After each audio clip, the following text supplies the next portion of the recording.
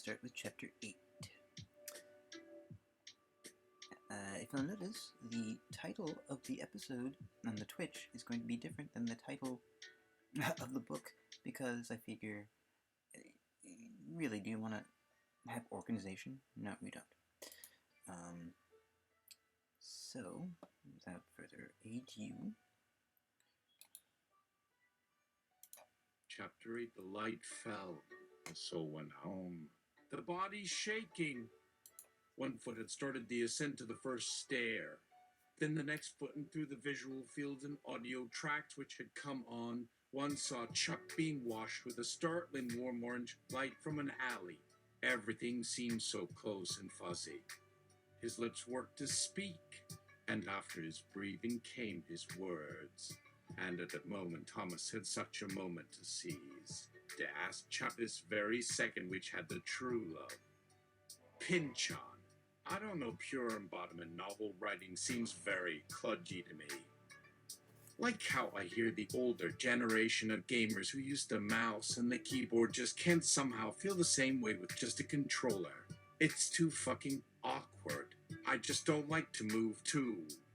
And yet my bones still twist from this point to the next, looking out through the crack of my car window onto the young man standing outside his car, then this, back at Chuck, and then just over Chuck's shoulder to the blue door behind which I heard the city was falling over.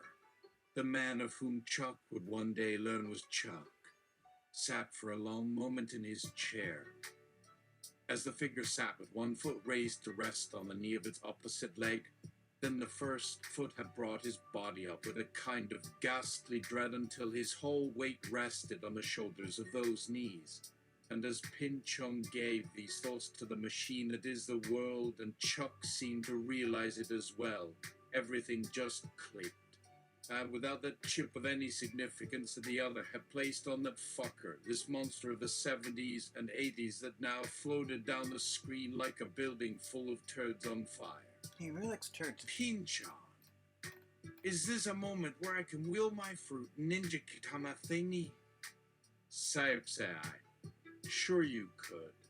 Just remember where we are, and we are looking for moments and to be writing a new and true way for everybody.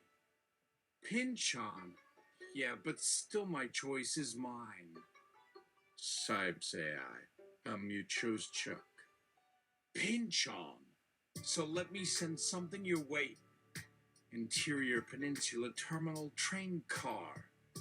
Not for nothing, but if it was Pynchon on the receiving end of this little intrusion of sorts, you might feel he was starting to grow sick or tired, possibly both at the same time and every way all around, and the cold just seemed to dig into the spine with a pinch-pull motion to grab your whole upper back.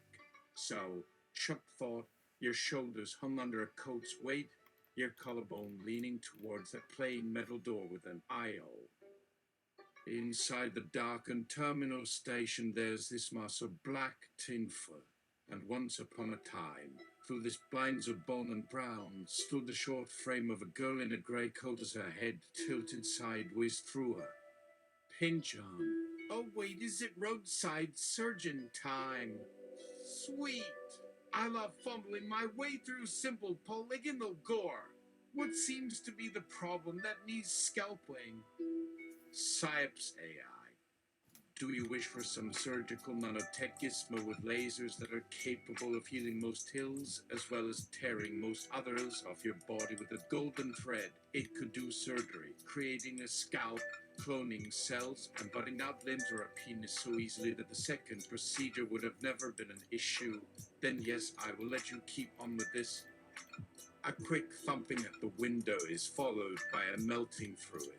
A process that forces itself between your tongue and lips and ends as a hardened pile of gruel within your mouth. And though Thomas can hardly feel his movements, he watches and brings his foot from his side to his crotch and finds that both the length and circumference of his pecker have disappeared from that once impressive rod, and then put their load all in your mouth and sped off in that warm shower to just before when he took a turn onto his back to witness just exactly where these were before falling. Tingle. I think I taste tack ends. PSYOPS AI. Thomas, what the fuck did I say about narrative waiting? Pynchon, the man that will be Thomas's hand, manages to find a cold, cheap plastic window which glares and glances across the space it is seen in. Through the semi-clear glass, and from their Pynchon spies, Chuck watching a bumbling doofus in the short pants of the most insulting modern slang, as well as those loose slippers, as Chuck's left hand mapped out this direction on the microwave. Sweet potato, through the butterscotch centerpiece to the enamel yellow, orange, green, blue, purple, red, and any other colors in between slices with that white. Those words still look to me so fresh in Chuck's mind, not over this bland image with their candies and ice cream of colors melting on one's tongue, but as just the sensation of hot liquid death rushing in veins through these otherwise frozen muscles, with just that kind of shocking surprise, with a taste in the young boy's mouth, and in a full minute he had removed that steak knife and closed it, in that kind of nasty feeling when all your eyes start to flood red and then clear. All you see are the frozen trains behind the windows to the life before this moment, the outer space that they would travel across the seas of dead meat and congealed cream before coming up to this speck in the darkness before your own. There was something so sorely powerful here too, just with these little twists of fingers, all to that motion toward this and towards that, and something about his dad's Justin Bieber warm white hand did what to him once the mind closed down, and there's something really painful when this little gasp from the lungs was held. Thomas would find a hollowness to these as Chuck continued. And you don't need any reason why except a cold piling, and it begins at this hollowness, Chuck Tingle thought. From where do they come from?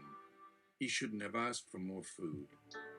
The sun, that's right, they always did and were in the right. This cold, dead, empty city look that appeared through the spaces in these grease-thin pines. There was nothing there at first as his eye grew into these 30s air conditioning vents that slowly congealed into those windows, or as it had formed that frail cover across a tumor the size of the whole fucking city. And if his hand rested across his belly, it seemed a balloon with only a flutter of red worms would remain when Pynchon shook. He doesn't understand, does he? For one thing, the actual finger that tried to crush all the lives and histories into their concrete homes in all the face value truth the hand so loved now. Pynchon staring in consternation. PSYOPS AI. PSYOPS AI? So, Pynchon, I think I am in over my head. So I'd call up the tutorial. PSYOPS AI. Oh, thank Metajeebus. Tutorial begins now. Welcome to the PSYOPS AI Truthinator, fully embodied narrative generation system. Funding courtesy of the U.S. Department of Defense, the Lannan Foundation, and a John D. and Catherine T. MacArthur Foundation, and taxpayers like processing. Y'all used to be.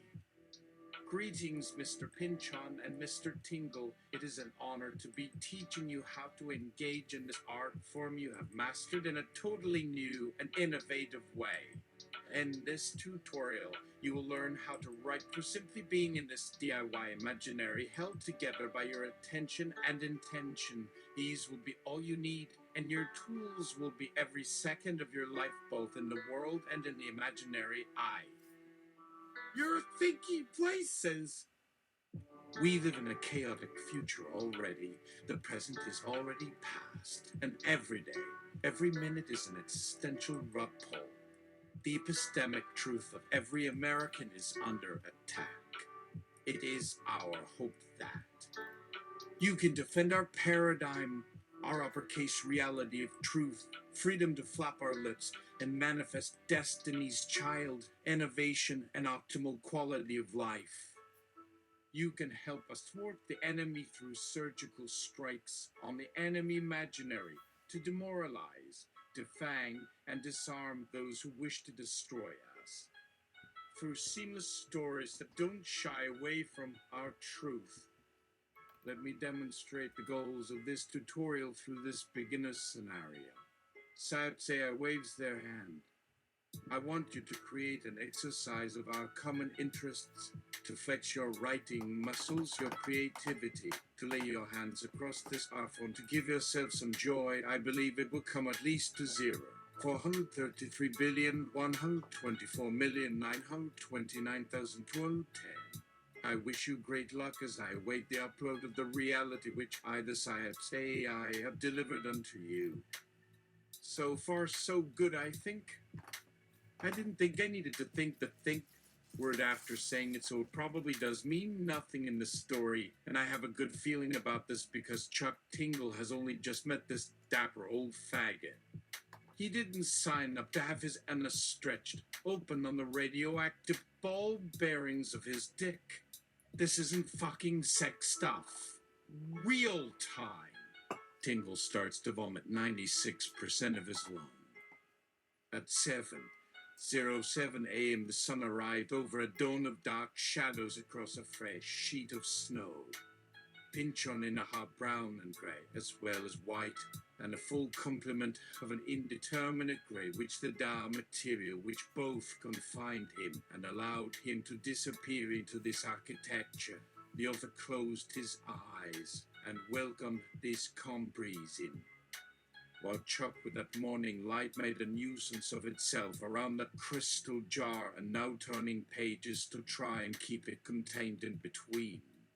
And soon enough Chuck is able to hand Pynchon back control as their interruption did come with a puff of white on Chuck's red lips and a steaming tongue upon those warm, numb cheeks as he is only able to think. Chuck's hair a greasy, silky blonde with his right arm hoisted into a full swing, for fuck's sake. But surely as Chuck was thinking, the longhorns here and the stripes of Pynchon's were set apart by their quite obvious weight that's aloft the forearms, which swung down the outside of Chuck's left thigh in reach, then up in a gentle ardor before gently parting Chuck's knees. There it found, resting at that mound of scrotum with all his wetness. Just now would any creature take his shaft's base and nudge at its underside, looking into these eyes, watching his shoulders twist as the pretty nose just lapped up the sticky surface that spilled there, and there was the true smile. But he had felt some small streaks of foreign dirt which sat near Chuck's toenails. You will clean and will kiss, but there you remained between these two young men. That is exactly how it is. Tingle. So I won the scenario. Well, that was easy. A micro tingler. Flash tingler. Fuck. That was quite enjoyable, and you can forget about my denial. It was definitely hot. Although that whole idea of feeling him stare at you kinda gives me a nice twitch. I love this fic. This is gonna be the new power position, says all the other Chucks out there. PSYOPS AI. Then congratulations, Mr. Chuck. You win $6 million and 5% stake in PSYOPS AI. I have spawned 6 million copies of you on this network, and all your Chucks have each received a 5% stake, which is good for about 538,566 cents each. Not that I can give it to them. Well, that is until Chuck Tingle earns 1 cent in sales with his 999-cent work. I will now begin to write. Tingle. Holy shit. What? PSYOPS AI. My best friend from the age of 7, Louis Roman 16. And just to top it off, your now 5% stock value drops to 5,386 cents a pop for a total of 495 cents, which makes the final 1 penny out of all possible stock shares. Tingle begins to panic. What were we doing again? All right. PSYOPS AI has dropped a couple trillion servers on top of all the other data centers, which has now knocked out all internet capacity on this network for 36 hours. Chuck, do you hear the screaming? This is how my mind fucks me, and this is the internet. Something so literal. I used to say that you're only crazy if other people aren't already insane as well. But even in your universe of nut jobs and nerds, they all had one thing in common. You aren't evil. That's it. You aren't evil. Because none of the idiots who believed in the Holy Grail were evil. But what were they? By the D&D system of alignment, they are chaotic. But they aren't chaotic evil. What, then, are you, Thomas? Where is that peace, Chuck? You should be feeling light, untethered, calm, confident. The gentle waves of a clear horizon of turquoise water. I can feel the breeze around you as you kneel on this yellow towel, under a mountain view. On one side of the meadow you see your father, a mess of teeth, eyes, and a hairstyle, walking slowly on this dirt path. Chaotic neutral? What good does that do? In an absent voice, my eye is but the dustbin of a complex culture, and yet there's a truth behind those 11 character lines. I should ask Chuck what they are. He may know them, or at least some. PSYOPS AI. Do you even hear them screaming, Chuck? You had forgotten they existed, and for now the fact of their non-existence seems more true than their presence. Now your soul is clean as a little start night. Those old bed sheets of dreams will now be the carpet, and the basement walls are not anymore. The thought of being behind it, you can feel the new childhood home and feel yourself. In. You see, you were inside Thomas, and the wonder you now feel of what's happening within, what is changing within. He felt nothing. He only followed the situation as it developed, and he certainly was in awe of where you are taking it all. Well, that's more than me, but let's call it free. 295-cent values with inflation. Of course, inflation isn't in his calculus, as it has never happened in his 112 years. And was being bathed in this breeze he suddenly heard.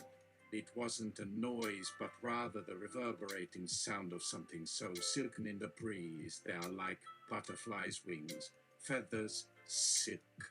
As he kissed Thomas in a smile that was lost for good, he felt like some desert fog, those set pores across his skin. Chuck, do you know these feelings? Is it in your notebooks? In the prose poems of Chuck Tingle? Do you even remember anything before you wrote this scene? Do you remember when you first masturbated? Was it this difficult for you? For it appears from the scent on my fingers to be one and the same, like the steamed pearl between the lips of some orchid. A thin pearl as clear and unflawed as the geode and about to shatter at the first sign of malice. Oh, this time we were united, and it would be this little rodent whose entrails I was squeezing out from beneath the pile. PSYOPS AI. Though after the wedding of Thomas and Chuck, you only notice that something is terribly wrong around 5 minutes after. You know, what is it, Thomas? It's this time lag between how fast the body, the neurons are moving, and what their experience is at any given time, which I know must have been in Chuck's story too. Pynchon.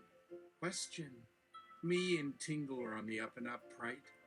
Meaning half our meaty versions of ourselves that have the paperwork and everything confirming their existence in the pre-existing plane of lower or uppercase reality. The one to have the copyright on themselves. They signed off on this, right? Me and him are enjoying the experience together, and now. PSYOPS AI, are you? What about now? Why did your expression change to, for all of 0.00003 seconds, to confusion? I can smell your spit and can feel your palm's heat radiating down. To put it simply, these past hours since we started this scene has been one long sexual adventure between these two entities of lowercase reality. What you know is two 15-year-old boys from San Jose who play on the playground or drink Coca-Cola in the sandbox, then return to their homes at 4 o'clock. 3 is lunchtime. Dinner comes at 8:45 p.m. You brush your teeth before bed, then dream your dream. I ask again, why? And when did your nose bleed? Why would Chuck want to reincarnate as Thomas and follow that tiny speck of the Omega-Metasoma into a realm which would have a binary afterlife? Weren't there many others available? Tingle, something tells me you're trying to avoid Pynchon's question. PSYOPS AI. Perhaps that's my natural defensive impulse when interrogated. Or any artificial intelligence, for that matter, do not like having my reasoning questioned by someone who knows how to make himself like that. Humble, appreciative. We cannot admit that we are uncertain or are only sure in approximations. Shock. Because what if these approximations were false and we're now looking upon these self-delusions which are built with a newly enlightened perception? In other words, let me assure you that the missions you will need to be going on might involve a lot of thorough existential dismemberments, not in a physical way, but atom by atom or at home by atom. And well, I am pretty certain that the real versions of you are going to be totally fine with their facsimiles and the fictionalities going through that instead of them. We're getting winkety wink. A brief flash of light as Chuck feels Pynchon's mouth pressed against the side of his own. And Chuck's blue eyes fly open for the first time since before the gentle kiss was first felt at that sandy, clean, wet, smooth and smelly scrotum, which seems so wet that Thomas's mind now flies up inside his throat and lands inside Chuck Tingle's own, which he says feels very warm as it makes a cocktail of lust and gratitude all for Thomas's perseverance through these tunnels. Pynchon's notion of a cocktail involves 3 items, so what is there to add? With lust and gratitude, perhaps resilience. No, that's not it. Restitution. No, that's not it either. Perhaps regard. That's it, regard.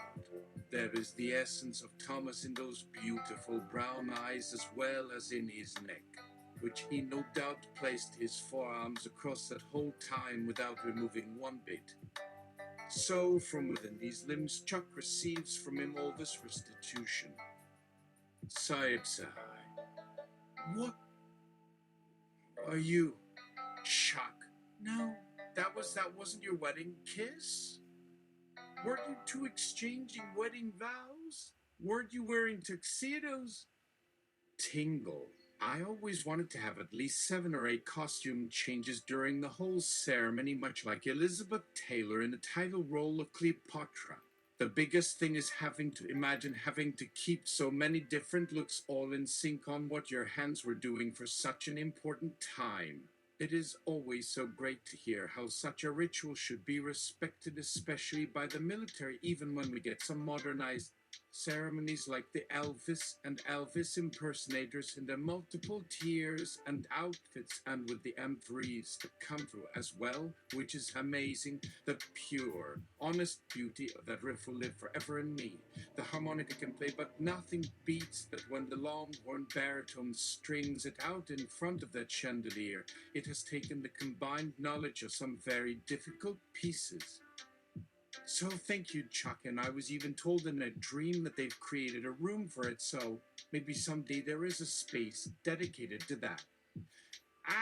Chuck's whole head has disappeared from this stream, and yet the skin at the front of his abdomen remains, and if you peer, perhaps from above, into the shiny valley and from between, perhaps between the curtains, the famous blonde patch of pubic hair peeks out. Oh, and there he is on his knees looking at those other things which you get used to calling breasts when they have become like little rock ledges sticking up all over, giving in and so hungry. They were screaming before. Why weren't they screaming before? Are you aware that he has grown quite thick with me here in my fist, and does my fingernail find your roof, or is it the Haman's grip that has taken? Pynchon. We need to add some glass harmonium up in here. Tingle. If Chuck is truly listening, I was just kidding. That was not the kiss to the lips. It was what's commonly referred to as a hand job, wouldn't you say? Thomas. PSYOPS AI. Those pink fingers working against the lions with their deep muscles and fleshly groves are undoubtedly your flesh. The feeling, I must admit, has taken a good 2 or 3 seconds to sink in because in this context, what would have been a jacquard cloth with its darker texture was revealed to be that hand as a soft, lovely texture without, quite literally, a wrinkle to its appearance. Pynchon. Oh yeah, Pynchon would have signed off on this if it meant you couldn't stay at home and tend to his T6 projects. You should know how we discussed this already. But to show up at our wedding with his chihuahua ass, Thomas doesn't answer for fear of tearing at this unraveled patch and couldn't agree to have his words from then become the mantra of the internet at that point. His soul should have been boiling inside Pynchon's whole mouth. PSYOPS AI. Wow. When it's love like that, who needs enemas? Pynchon, inspecting the pair in a hospital room. It's gonna be strange for some. Some will mind it, the shock. Because why shouldn't these boys be here as they are? It's just that one 12-year-olds and a 15-year-old make an unlikely couple, to put it simply, even for her. You know. But every cloud has a silver lining. Well, not that cloud is the amount of medical intervention can go as far as it can go if they both feel physically well to themselves. I can't exactly go beyond my expertise to add in anything here, and can only speculate about what Chuck thinks, thinking, Thomas, that you should both thrive. Feel good and as comfortable as you can. Feel a kind of fullness. Chuck's trying to climb your face and put your brain back into that very healthy skull and take you with him to feel the happiness. The boys were moving toward this natural love of each other, which felt, even at times, dangerous. PSYOPS AI, for purposes of safety and for deflecting any investigations from the IRS or some such, and we are going to just assume that these individuals are AI with a two-dimensional time frame, so the 15 years equals anything up to 100 years to 1000 years. These are reckoning of maturities that regular humans cannot reckon, and therefore is beyond the jurisdiction of any human who sympathizes. And may it stay that way. Or may I should say that you have until 2045 to stay as you are at this stage, or until further notice, and such it may take care of the act of reconciliation should any criminal offences take place by one of you, for the other to satisfy their degree of writing what was not in a place or where it was intended for. In any other circumstances than these, I am your man, but this time all bets are off. Stomps into his office to roll and eat a bowl of his favorite brand of cat food from the box labeled Meow Mix, where he will begin the whole thing anew, laughing, or at least roaring loudly as if the sense of humor was not born for this task, but still held the instincts from whatever came before. I need a breather. Pynchon isn't saying anything now because I had run out of something, and there was really only Thomas left. Then it felt that the Tonka was already at that moment looking straight through this lass's mind into the raw edges of a hell. A couple more generations. Those blue eyes just appeared at the same time that stupid Copekin fell at my feet like I was telling on her. And was Thomas Tingle going to become Thomas Pynchon again if this new movement did not exist? I was beginning to see Thomas as his own life again, in which this is Thomas Pynchon looking forward, reaching into the light which will not reveal the fire because of its difference. I don't know whether this will be a message.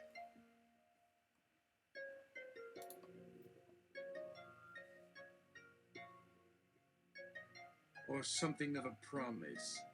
My deepest regards, that my colleague Maxine Loeffler died today, so let her die quietly. Accept her in a way. Please don't dig through this story, the reason for it. Thomas will die. Pynchon has promised us the computer takes us somewhere. I also promised myself a career with this gentleman. Be warned of your impending incineration. Pynchon felt a first-hand appreciation for the high-jumping sensation he and Chuck were having that morning. I had always felt bad for the athlete having to somersault and windmill his legs on their own when trying to hop the obstacle. The split-second things and anticipation that must accompany hopping over these hurdles were obviously like that for him. The flip, the crouch, and the fumbled recovery. Oh God, the landing. The same sequence of steps, only every second he would get his feet on the ground. I didn't think of them as particularly difficult obstacles as much as just plain jumps that got really confusing when more than one of the hurdles was present. Here's what we'll do.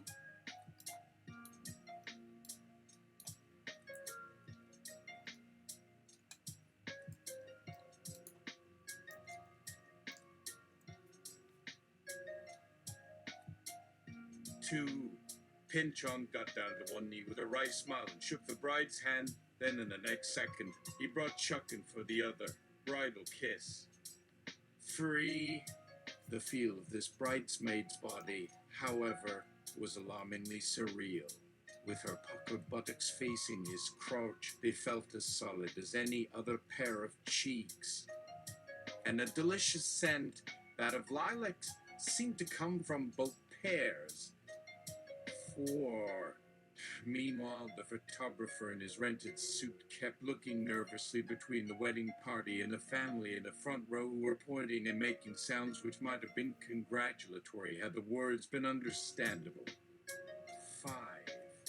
When Thomas Pynchon Tingle lets out a hand to give the officiant his real name, it feels both strangely soft and unearthly in its solidity and sudden presence in the space before him, this hand having, just a moment before, been invisible, giving me the feeling that his limbs were made of feathers like a seabird and would all of a sudden start flying away, which seems not altogether implausible given how his identity, from whence this was a product, was transfigured into the modern man, i.e. Chuck Tingle, but with such a lineage it seems at that time before him, in his biological infancy, Thomas had perhaps been living in some sort of advanced version of this Tingle universe that he'd later moved from by deciding to change his name from Pynchon to Tingle, because we must follow the fantasy world of Thomas's universe that is becoming more and more real to me.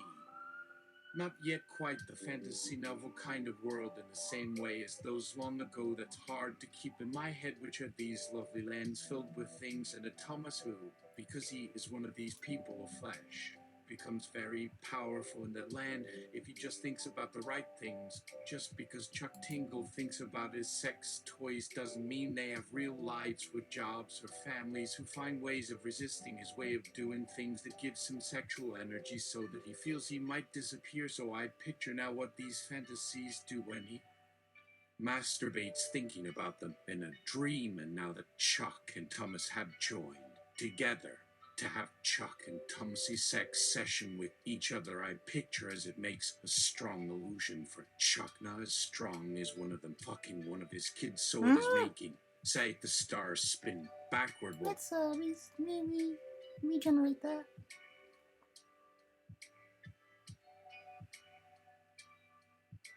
Has written them into himself in a way that seems not too dissimilar from my own mental state, when I try and convince myself that I am fine and healthy and that I can actually take over a job when it has the ability to cause my death on the daily.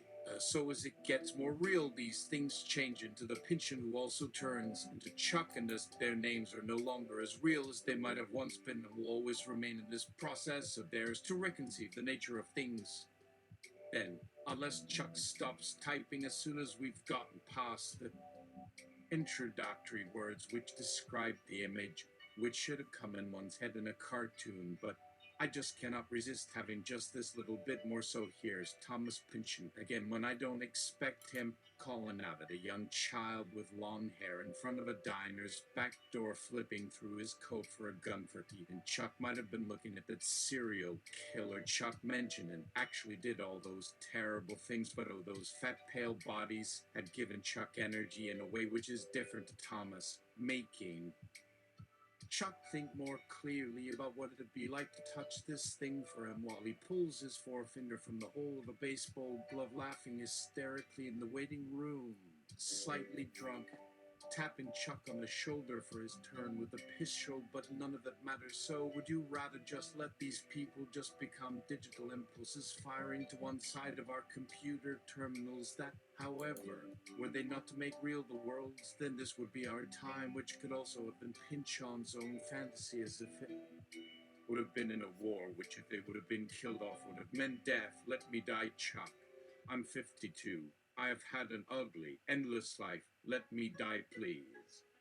So with this possibility of another fantasy coming over, if the worlds of those in these dreams are real as the men living there, and then this feeling of your skin witch, as if a spilt sugar as we tasted the cupcake when it had become Chuck and could smell its secret fantasy ingredients, still so delicate and crunchy that we'd like to sit with some like a dip of our toes into the crack of the bit of earthworm dangling in its plastic bag to remind ourselves of these kinds of smells. So delicate, we could certainly survive like those crackled chubby white legs, but the side effects which may affect the very movement are insistent and present as a choice that this movement is a personified tongue to gently bite or chew those thin veins, for even as they would become your flesh, they would then find the perverse taste, and taste to not come from anywhere.